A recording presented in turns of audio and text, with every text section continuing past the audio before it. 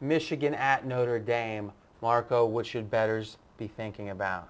Both teams come off wins. Which one was more impressive? I say it was Michigan. Is that your Mr. Roboto imitation? That's Both it. teams off win.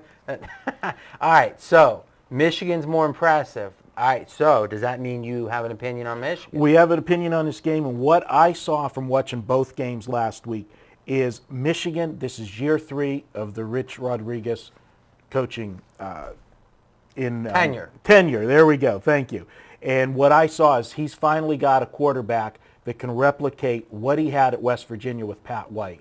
And Robinson, he kept it under wraps who he was going to start all week, but what I saw, they can run his whole offense now. And they were handcuffed in the first 2 seasons because he was still dealing with Lloyd Carr's players. To me, this is a perfect example of the balance a handicapper has to have between taking into account what he sees in a given week and not overreacting. Sometimes the best thing you can do is do the opposite of what a loser does, and what a loser does is he overreacts. A team wins by 30, they're great. They lose by 30, they're horrible. Right. But in truth, with turnovers and other random factors, that in any short period of time, you look at the Steeler team that won the Super Bowl 2 years ago, or the team in 2005 lost 5 games in a row. In the middle of the season, if you would have said this is the Super Bowl champion, you would have been hard-pressed to think that. And that's just one example of many. So Michigan was a 3-point favorite at home in the Big House, one of the best home field advantages in college football, against Connecticut. I'll be honest with you, when I saw that line last week, I was tempted to go to the Connecticut side because it was a line that when you look at it is, and I like to use the term, Joe Public, they're going to say, my God, Michigan at home, laying a field goal, that's a gift. Clearly, they were looking for Michigan action. The books were wrong, wanting that action. But my point being, this was a team, Michigan, that no one was high on. Now, are you, because I'm not, are you overreacting to this performance? Not with what I saw on the offense, because this offense was crisp. They ran the whole, I looked like I was watching West Virginia from 3 years ago when I saw Michigan on Saturday. I was impressed.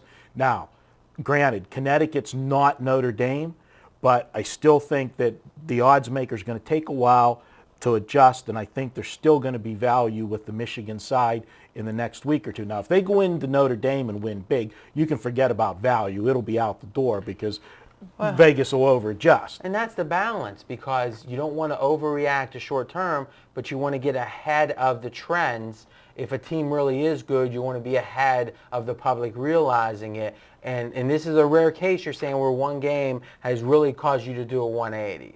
Absolutely. Now, the scouts are saying that the O-line played particularly well, too, and we talked about that a lot last week, where it's just not the skill positions, especially early in the year. Continuity on the offensive line is very important, and they seem to play very well, too, based upon what I read. I agree. I was impressed. Purdue against Notre Dame last week, that was a game where Notre Dame jumped out early, but Purdue kept fighting and moving the ball. They shot themselves in the foot a few times, but I just wasn't as impressed watching Notre Dame in their first game as I was in watching Michigan. And I was watching both games last week. Before we get your official projection in this game, or prediction, is 2 interesting trends. Notre Dame has only covered 8 of 28 games at home. So this is a team we always talk about being a marquee team. There's a premium on them. Clearly at home, that's the case. 8-20 is quite extreme ATS.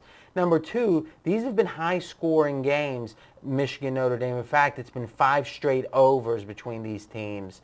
And with the Michigan offense clicking and the Michigan defensive secondary being a weakness from what the scouts are saying, I think that I have a lean towards the over myself. Now, what's your prediction?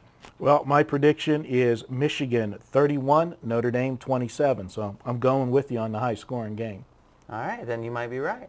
You have a 54% chance on my opinions of being right. Okay. 53.8. All right. All right, now it's your turn. You can continue the conversation in the comments section with Marco and I. And next up, we're going to be talking Ohio State, Miami of Florida.